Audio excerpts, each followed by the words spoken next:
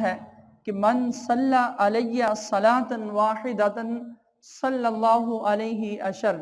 کہ جس نے مجھ پر ایک مرتبہ درود پڑھا اللہ تبارک و تعالی اس پر 10 رحمتوں کا نزول فرماتا ہے،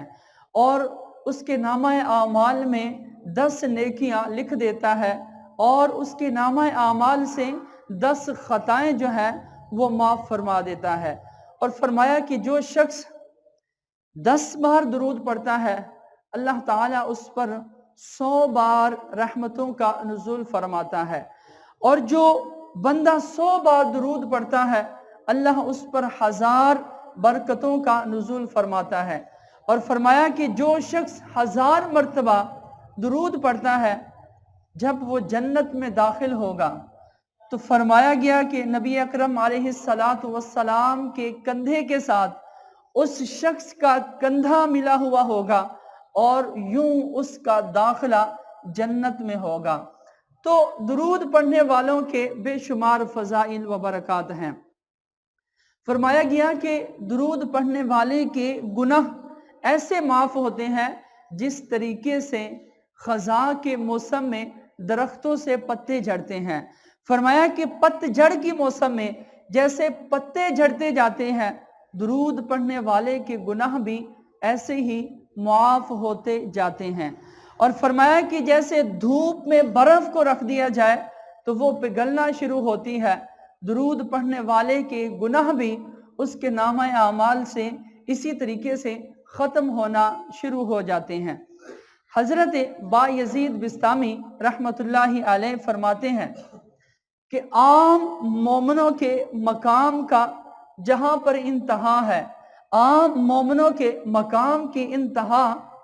وہ ولیوں کے مقام کی ابتدا ہے، ولیوں کے مقام کی جو انتہا ہے وہاں سے شہیدوں کا مقام شروع ہوتا ہے،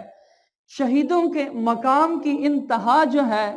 وہ صدیقوں کے مقام کی ابتدا ہے،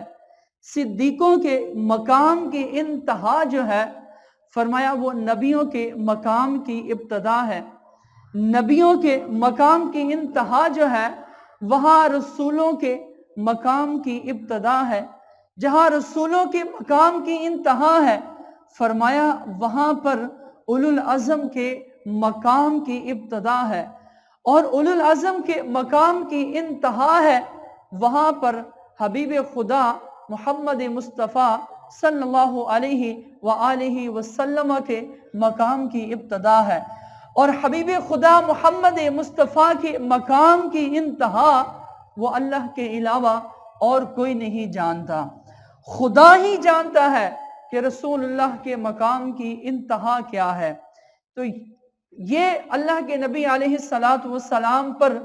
درود پاک پڑھنے کی ایک مختصر سی فضیلت تھی کہ اس ذات پر، اس شخصیت پر ہم نے درود بھیجنا ہے کہ جس ذات کو، جس شخصیت کو اللہ تبارک و تعالی نے اپنے پاس بلوایا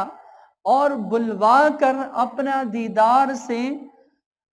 دیدار سے فیض یاب کیا۔ یہ وہ ذات ہے اس پوری کائنات میں جس کو یہ